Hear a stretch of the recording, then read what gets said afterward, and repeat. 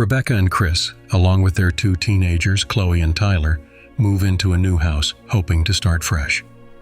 Chris worries that his daughter will struggle, as she recently lost a close friend and has yet to recover from the tragedy. However, his wife believes that a new place will help them heal and open new opportunities for Tyler at school. The family settles into the house and begins adjusting to their new life. In the evening, Rebecca has a drink and confesses to Tyler that he is her main purpose in life, that everything she does, good or bad, is for him. The young man doesn't understand what she means and simply leaves. Meanwhile, Chloe is upset, crying in her room before going to sleep. At one point, she feels like someone is watching her, as if there is an unseen presence in the room. It is worth noting that the events in the film are presented from the perspective of a mysterious entity. The next morning, Chloe goes to take a shower, and in the meantime, an unknown force moves her books from the bed to the desk. Shocked, Chloe screams. Hearing her, her father rushes in, worried about his daughter, as he knows she is struggling with her loss. The only thing that seems odd to him is Rebecca's indifference. She advises them to just wait, believing that Chloe will feel better with time.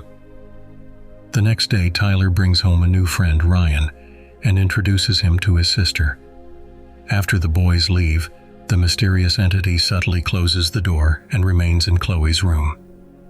Meanwhile, Chris tries once again to talk to his wife about their daughter's condition. He decides to find another psychologist for Chloe, believing she might open up more easily to a female specialist. However, Rebecca insists once again that time will heal everything. Chris reminds her that they have 2 children and need to care for both, not just one. Later, Chris receives a call from an acquaintance he had consulted about legal matters. He doesn't reveal that he's asking about his own situation, instead explaining that he's seeking advice for a friend. In reality, he is aware of his wife's shady dealings and worries about what will happen to him and the children if the truth comes out. That's why he wants to understand whether he should get a divorce, or if the consequences will affect him either way. Sometime later, Chloe invites Ryan over. When they are alone in the house, they go to her room, and she begins talking about her late friend, Nadia. She confesses that Nadia died under mysterious circumstances, and that another acquaintance perished the same way. Nadia was very dear to her, and her death was a severe blow. Ryan supports Chloe and shares his own struggles. He says he feels like a stranger in his own life, as if all the decisions are made for him. Suddenly, they hear a loud noise that frightens them both. A shelf in the closet suddenly collapses, and Chloe feels a sharp breath of cold air on her skin, which terrifies her even more. Ryan tries to understand what is happening, but finds no explanation and leaves. During dinner, Chloe tells her family about the incident. She is convinced that something invisible is in the house. Her mother remains skeptical, while her brother outright mocks her, believing she is making everything up. Tyler is sure that his sister is deliberately trying to make him look bad. This angers him, and he storms off. Rebecca follows him, trying to calm him down. Soon after, Chris speaks with Tyler, asking him to be more understanding toward Chloe, as she has lost 2 acquaintances and is going through a tough time. However, Tyler is convinced that her behavior has nothing to do with grief.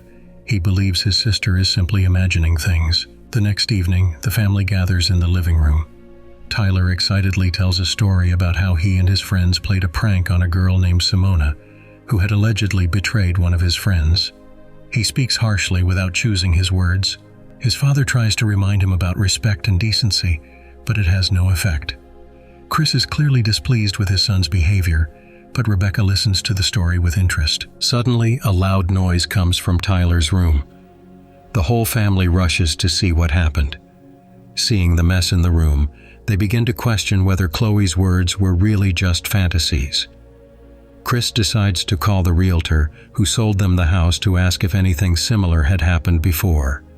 It turns out their case is the first, but she knows someone who might help, a woman who can see things hidden from others. The next day, Lisa arrives. She examines the house and confirms that there is indeed a presence. According to her, this spirit doesn't understand what happened to it or what century it is, as the past and present have merged into one for it. Before leaving, she warns Chris, the entity is here because of an event that has not yet happened, and it is somehow connected to a window.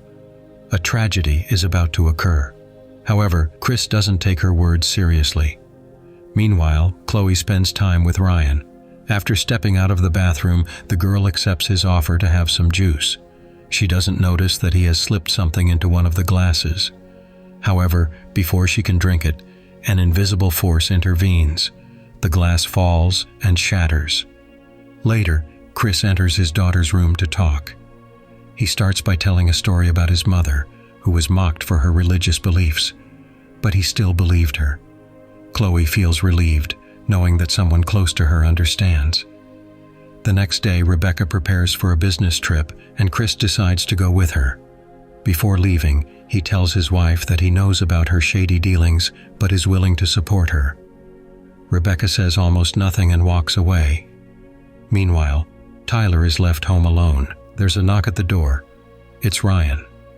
The boys talk and have a drink, but at some point Ryan secretly spikes Tyler's drink.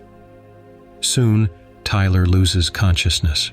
Ryan then goes upstairs to Chloe's room and tells her that he has solved the problem with her brother since he was against their relationship. Chloe shares her feelings, saying she's not ready for something serious yet.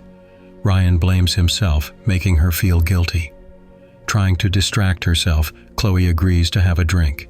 She doesn't realize that Ryan has added a muscle relaxant to it, causing her to lose control of her body, though she can still hear and understand everything.